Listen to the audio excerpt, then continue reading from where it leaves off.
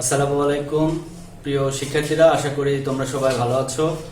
আমি S M ইবনুল হুসাইন, সহকারী শিক্ষক Ingreji, police lines school and college Bogura.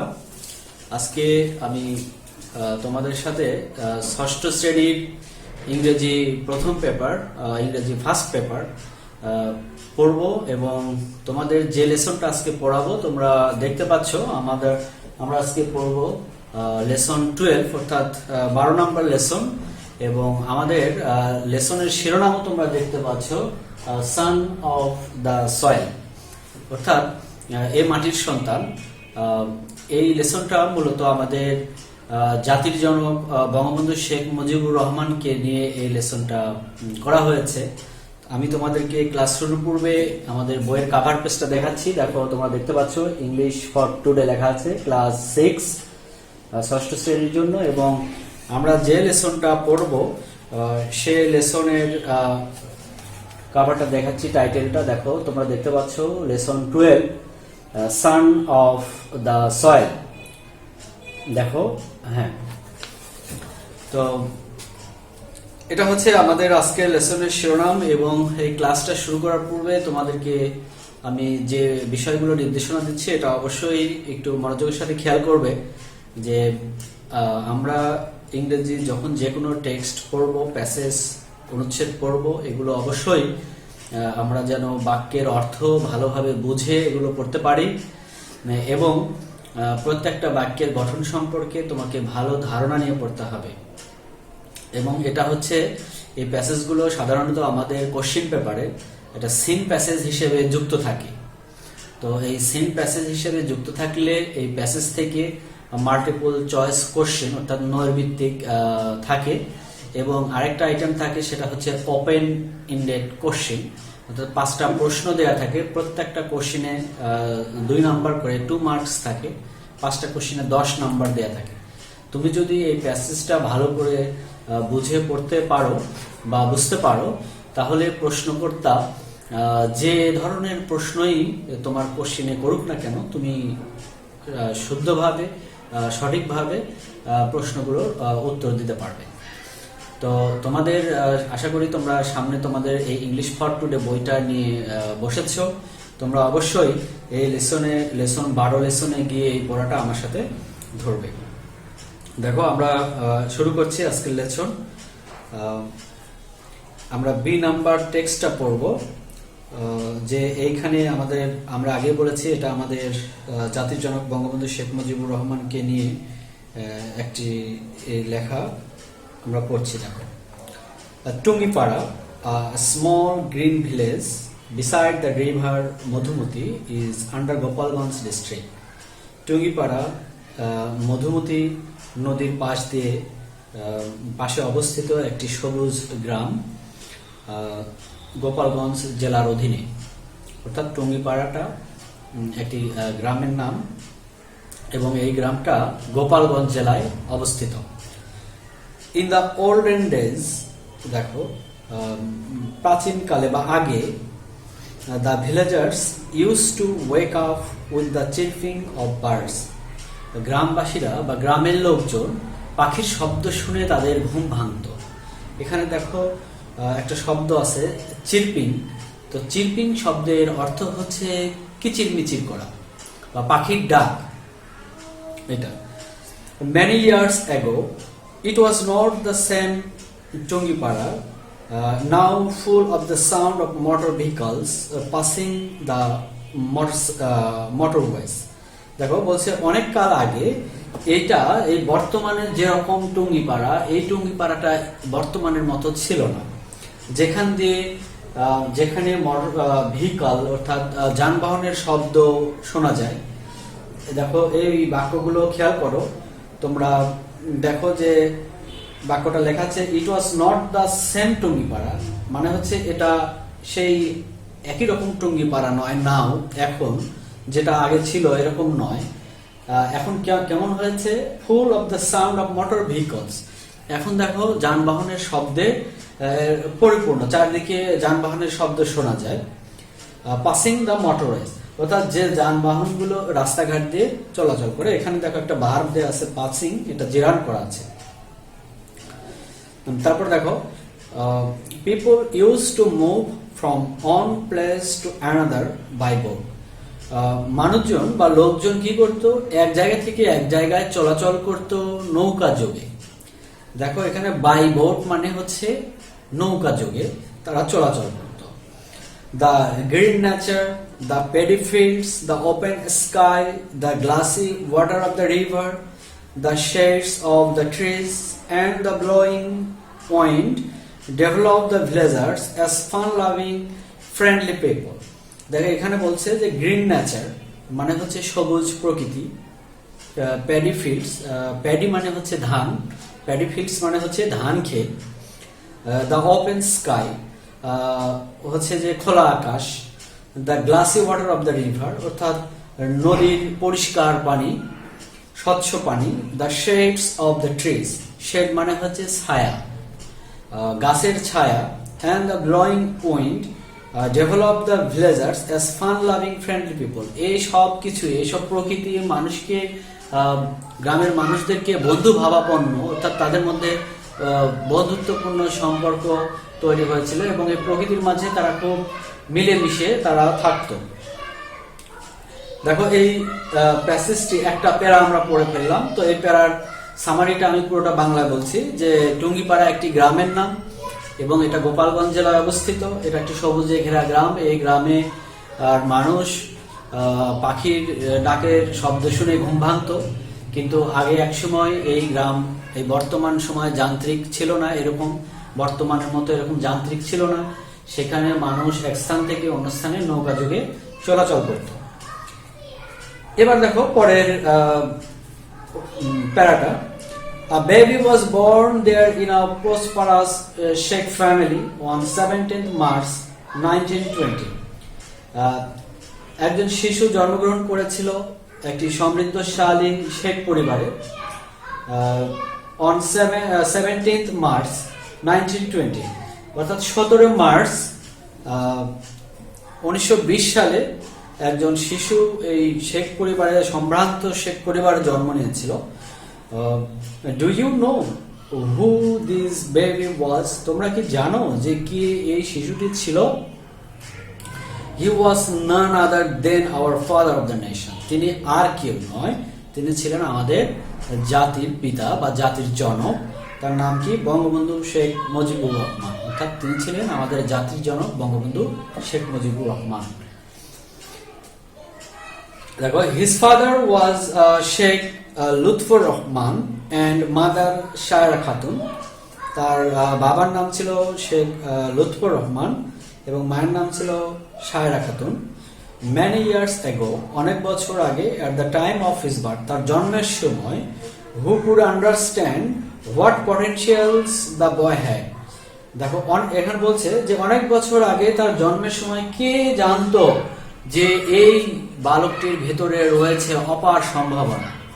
Potential মানে সুপ্ত বা সম্ভাবনা। তারপরে দেখো বলছে হু কুড রিয়েলাইজ, রিয়েলাইজ মানে বুঝতে পারা বা উপলব্ধি করতে পারা। Who could realise that this small boy would be the father of the nation one day. অর্থাৎ এখানে বলছে যে কে জানতো যে এই শিশুটি একদিন হবে জাতির পিতা বা জাতির জনক। দেখো পরের পৃষ্ঠা, এটা পেজ নাম্বার 40 অর্থাৎ 40 পৃষ্ঠা। দেখো, Tungipara's Sheikh family is well known in that area. টুঙ্গিপাড়ার এই শেখ পরিবারটা ছিল তৎকালীন সময়ে, তৎকালীন যুগে অত্যন্ত বিখ্যাত। ওয়েল নন মানে সুপরিচিত। দেখো আমি শব্দটা লিখে দিই, এটা একটা অ্যাডজেক্টিভ, এখানে লেখা আছে ওয়েল নন। ওয়েল নন এটা হচ্ছে অ্যাডজেক্টিভ। ওয়েল নন মানে হচ্ছে সুপরিচিত। তৎকালীন সময়ে শেখ পরিবার ছিল খুবই সুপরিচিত বা বিখ্যাত। Even there are songs and lyrics composed by the local bards narrating their pomp and glory.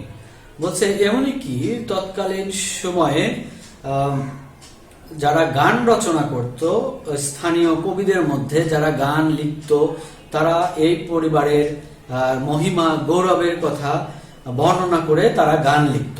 দেখো এখানে একটা শব্দ, চমৎকার একটা শব্দ দেয়া আছে, বার্ড। বার্ড মানে হচ্ছে, দেখো এখানে লেখা আছে বার্ড। এইখানে বার্ড, এই বার্ড মানে তোমরা জানো পাখি নয়, BIRD, এই বার্ড নয়।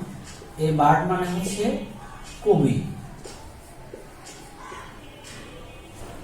দেখো কবি, তবে এটাকে সাধারণত যারা মরমী কবি, মানে হচ্ছে যারা মিস্টিক, যারা আধ্যাত্মবাদ নিয়ে কবিতা লিখত, তাদেরকে বলা হতো বার্ড। তো a religious man named Sheikh Burhanuddin founded this family many years ago. একজন ধর্মপরায়ণ ব্যক্তি, তার নাম ছিল শেখ বোরহানুদ্দিন। তিনি এই পরিবারের সূচনা করেছিলেন, বংশ বিস্তার করেছিলেন। The ruins of the old buildings of the sheikhs stands out as the symbol of their wealth during the Mughal era. বলছে যে এই শেখ পরিবারের প্রাসাদগুলো বা অট্টালিকার ধ্বংস সর্বশেষ, অর্থাৎ যে জিনিসগুলো ধ্বংস হয়ে অবশিষ্ট আছে, এগুলোই তৎকালীন সময়ে মুঘল যুগে তাদের প্রাচুর্যের মহিমা বহন করত। অর্থাৎ তারা যে অনেক সম্ভ্রান্ত ছিল এবং তাদের পরিবারটা যে অনেক বিশিষ্ট ছিল, এটা মুঘল আমলেই এটা প্রকাশ পেয়েছিল। তারপর দেখো, brick buildings were not very common then. ইটের তৈরি, তোমরা জানো ব্রিক মানে হচ্ছে ইট। দেখো এখানে লিখে দিচ্ছি ব্রিক, এটাও নাউন। ব্রিক মানে হচ্ছে ইট। তো তখনকার সময় আমাদের এখন যেমন ইটের তৈরি বাড়ি ঘর আছে, তখন এই সময় খুবই বিরল ছিল, অর্থাৎ ইটের তৈরি বাড়ি ঘর এত সচরাচর দেখা যেত না। ওভার টাইম, সময়ের বিবর্তনে, the next generations could not maintain that status. বলছে পরের প্রজন্মগুলো তাদের এই পারিবারিক পদমর্যাদাটা কি করতে পারেনি, ধরে রাখতে পারেনি, মেইনটেইন করতে পারেনি। New tin shed houses replace the old brick ones. বলছে যে নতুন টিনের ছাউনি দিয়ে বাড়ি তৈরি করা হয়েছিল ইটের বাড়ির বদলে।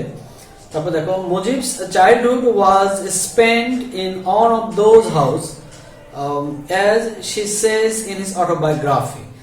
অটোবায়োগ্রাফি মানে হচ্ছে আত্মজীবনী, অর্থাৎ তোমরা জেনে থাকবে যে আমাদের জাতির জনক বঙ্গবন্ধু শেখ মুজিবুর রহমান, তিনি তার নিজের জীবন সম্পর্কে একটা বই লিখেছেন, এবং এটা হচ্ছে বঙ্গবন্ধু শেখ মুজিবুর রহমানের আত্মজীবনী। তো সেই বই তিনি লিখেছেন যে তিনি সেই সব বাড়িতে, যে বাড়িগুলো টিন শেড দিয়ে তৈরি করা ছিল, এইসব বাড়িতে তিনি তার শৈশব কাটিয়েছেন। তো এখানে শব্দটা আমি লিখে দিচ্ছি, দেখো অটোবায়োগ্রাফি। অটোবায়োগ্রাফি মানে হচ্ছে আত্মজীবনী। অটোবায়োগ্রাফি এটাও একটা নাউন, এর মানে হচ্ছে আত্মজীবনী। দেখো অটোবায়োগ্রাফি। এবার দেখো, ইটস ডিফিকাল্ট টু সে, এটা বলা খুবই কঠিন, how Sheikh Borhanuddin came to Tungipara more than 200 years ago। আমরা আগেই পড়েছি যে শেখ পরিবারের, অর্থাৎ শেখ বংশের যিনি প্রতিষ্ঠাতা ছিলেন, তিনি ছিলেন দেখো শেখ বোরহানুদ্দিন। এবং এটা বলা খুবই কঠিন যে শেখ বোরহানুদ্দিন কিভাবে 200 বছর আগে এখানে এসেছিলেন। However, history stresses Sheikh Qudratullah and Sheikh Ikramullah brothers as their heirs. Heirs মানে হচ্ছে উত্তরাধিকার, অর্থাৎ ইতিহাস থেকে জানা যায় যে তার ওই শেখ বোরহানুদ্দিনের উত্তরাধিকার ছিল শেখ কুদরতুল্লাহ এন্ড শেখ এবং শেখ ইকরামুল্লাহ। এরা ছিল দুই ভাই, অর্থাৎ শেখ বোরহানুদ্দিনের উত্তরাধিকার, তাদের সন্তান। They were landlords in that area beside their own business and were socially very influential. Influential মানে প্রভাবশালী, অর্থাৎ আর ল্যান্ডলর্ড মানে হচ্ছে জমিদার। তো তারা দুই ভাই ছিল সেই এলাকার জমিদার এবং তারা ছিল সামাজিকভাবে খুবই প্রভাবশালী। তারপর দেখো they had so much wealth, তাদের অনেক সম্পদ ছিল যে that once Kudratullah told one of the British officers. তো একবার কুদরতুল্লাহ একজন ব্রিটিশ শাসক মানে অফিসারকে বলেছিল, কর্মকর্তাকে বলেছিলেন, I don't count my earnings, I just way my wealth. বলছে আমি আমার সম্পদ কত এটা আমি গুনতে পারি না, আমি শুধু পরিমাপ করতে পারি। অর্থাৎ এই কথার মানে বোঝা যাচ্ছে যে তাদের প্রচুর সম্পদ ছিল, প্রাচুর্য ছিল। Bangabandhu and his relatives are descendants of these two brothers, অর্থাৎ বঙ্গবন্ধু এবং তার আত্মীয় স্বজনরা এই দুই ভাইয়ের পরবর্তী প্রজন্ম, মানে তাদের থেকে পরবর্তী প্রজন্মে এই বঙ্গবন্ধু শেখ মুজিবুর রহমানের জন্ম হয়েছিল। Mujib carried the spirit and tradition of this bold people. আমাদের জাতির জনক বঙ্গবন্ধু শেখ মুজিবুর রহমান এই সাহসী মানুষদের ট্র্যাডিশন অর্থাৎ ঐতিহ্য এবং সাহসকে ধারণ করেছিল। এখানে একটা শব্দ দেখো লেখা আছে বোল্ড পিপল। বোল্ড মানে সাহসী, এটা একটা অ্যাডজেক্টিভ। দেখো এখানে লেখা আছে বোল্ড, এটা অ্যাডজেক্টিভ, তোমরা জানবে এটা হচ্ছে সাহসী।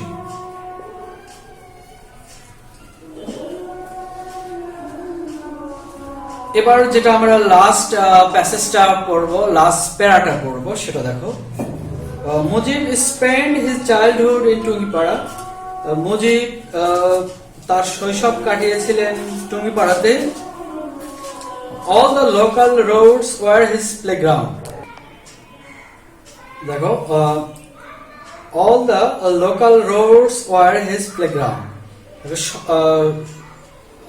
সেই সময়ে তার শৈশব যেখানে কেটেছিল আমাদের জাতির জনক বঙ্গবন্ধু শেখ মুজিবুর রহমানের, এখানে বলছে তার সেই টুঙ্গিপাড়ার সকল রাস্তাঘাটই ছিল তার খেলার জায়গা, মাঠ ছিল তার জন্য। অর্থাৎ তিনি সকল রাস্তাঘাটে যেখানেই তিনি সুযোগ পেতেন সেখানে তিনি খেলাধুলা করতেন। অর্থাৎ তিনি অনেক চঞ্চল প্রকৃতির মানুষ ছিলেন। He had cravings for diving in the river and getting drains in the rain water. দেখো এখানে একটি শব্দ দেওয়া আছে ডাইভ। ডাইভ মানে হচ্ছে পানিতে ঝাঁপ দেওয়া, ডুব দেওয়া। তো আর ক্রেভিং মানে হচ্ছে আকাঙ্ক্ষা বা মনের কামনা। তো আমাদের জাতির জনক বঙ্গবন্ধু শেখ মুজিবুর রহমান নদীতে ডুব দিতে বা ডাইভ মানে ঝাঁপ দিতে বা নদীর পানিতে গোসল করতে তিনি খুবই পছন্দ করতেন। And getting drains in the rain water, এবং বৃষ্টির পানিতে তিনি ভিজতে পছন্দ করতেন। তো এখানে আরেকটা শব্দ আছে দেখো ড্রেন্স। ড্রেন্স মানে হচ্ছে সিক্ত হওয়া, অর্থাৎ ভিজে যাওয়া। তারপর দেখো পরের লাইনটা, নেক্সট লাইনে লেখা আছে he ran field after field in search of birds nest. তিনি মাঠের পর মাঠ দৌড়াতেন বা হাঁটতেন কি জন্য? পাখির বাসার খোঁজে। অর্থাৎ তিনি পাখির বাসাও খুব পছন্দ করতেন। He was amused by kingfishers and weaver birds, এবং তিনি খুবই, দেখো এখানে একটা শব্দ আছে যে অ্যামিউজ। অ্যামিউজ মানে আনন্দিত হওয়া। তিনি এই মাছরাঙ্গা, এই পাখি, এগুলো তার খুবই পছন্দ ছিল, তিনি পছন্দ করতেন, আনন্দ পেতেন। The sweet melody of the doves charmed him a lot. বলছে যে ঘুঘুর মিষ্টি সুর তাকে খুবই আনন্দ দিত, মুগ্ধ করত। This is why hanging out with other boys surrounded by nature was his passion. বলছে এটাই ছিল তার প্রিয় শখ, যে এই কারণে তিনি অন্য বালকদের সাথে তার প্রকৃতির চারপাশ তিনি ঘুরে দেখতেন বা ঘুরে বেড়ায় দেখতেন। এখানে আরেকটা জিনিস তোমরা লক্ষ্য করবে যে এই টেক্সট পড়ার সময়, যে এটা আমাদের জাতির জনক বঙ্গবন্ধু শেখ মুজিবুর রহমানের শৈশবকাল বা তার জীবনী সম্পর্কে লেখা আছে। এটা একটি অতীতকালের ঘটনা। তোমরা যখন যে কোনো প্যাসেজই যখন পড়বে, পড়ার আগে, এই প্যাসেজটা পড়ার আগে তোমাকে একটু ভাবতে হবে যে এই প্যাসেজটা কি কোনো অতীতকালের ঘটনা বর্ণনা করে না বর্তমান কালের কোনো সাধারণ বর্ণনা। এগুলো যখন তুমি ভেবে একটা প্যাসেজটা পড়া শুরু করবে, তখন ওই প্যাসেজের অর্থটা বুঝতে তোমার সাহায্য করবে। যে অতীতকালের ঘটনা হলে দেখবে পুরো প্যাসেজটা পাস্ট টেন্সে লেখা থাকবে, আর যদি বর্তমান কালের কোনো সাধারণ বর্ণনা থাকে তাহলে এটা প্রেজেন্ট টেন্সে লেখা হয়। তো এটা যেহেতু আমাদের জাতির জনকের শৈশবকালের বর্ণনা, অর্থাৎ এই কালটা অতীত হয়ে গেছে, এজন্য এটা অতীত কালের বর্ণনা। তারপরে দেখো, the poet lover Mujib also had pet monkeys, dogs and different types of myna. বলছে যে তিনি আরো পাখিকে ভালোবাসতেন এবং তার কি কি ছিল, পোষা মাঙ্কি মানে বানর ছিল, কুকুর ছিল এবং বিভিন্ন ধরনের ময়না পাখি ছিল।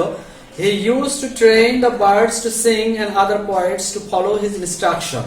বলছে যে তিনি পাখিগুলোকে গান গাইতে শিক্ষা দিতেন এবং অন্যান্য পোষা প্রাণীগুলোকে তিনি তার নির্দেশনা কিভাবে অনুসরণ করতে হয় এগুলো শিক্ষা দিতেন। He always took good care of them. তিনি এইসব পাখিদেরকে খুব যত্ন বা পোষা প্রাণীদেরকে খুব যত্ন করতেন। In his childhood, তার শৈশবকালে, he was a lean and thin boy. তিনি ছিলেন খুবই হালকা পাতলা গড়নের একজন বালক। And everyone, especially his grandma মানে হচ্ছে তার দাদি, was worried about his health. তার স্বাস্থ্য নিয়ে খুবই উদ্বিগ্ন ছিলেন। She always kept some milk, butter and other homemade milk items ready to improve the grandson's health. এখানে বলছে তার দাদি সবসময় কি করতো, যে তার জন্য কিছু দুধ, মাখন এবং দুগ্ধজাত অর্থাৎ দুধের তৈরি কিছু খাবার তার জন্য রেডি করে রাখতেন তার স্বাস্থ্যের উন্নতির জন্য। Mujib always preferred simple foods like plain rice, fish curry and vegetables. বলছে আমাদের জাতির জনক বঙ্গবন্ধু শেখ মুজিবুর রহমান প্রিফার মানে অধিকতর পছন্দ করা, কি পছন্দ করতেন, খুবই সাদামাটা খাবার, যেমন সাদা ভাত, ফিশ কারি মাছের তরকারি, মাছের ঝোল, অ্যান্ড ভেজিটেবলস এবং কি শাকসবজি তিনি পছন্দ করতেন। But he had a fascination, কিন্তু তার একটি মোহ ছিল বা আসক্তি ছিল, for rice with milk and banana at the end of the meal. অর্থাৎ খাবার শেষে তিনি দুধ ভাত অর্থাৎ দুধের সাথে কলা মিশিয়ে তিনি এই খাওয়াটা খুবই পছন্দ করতেন।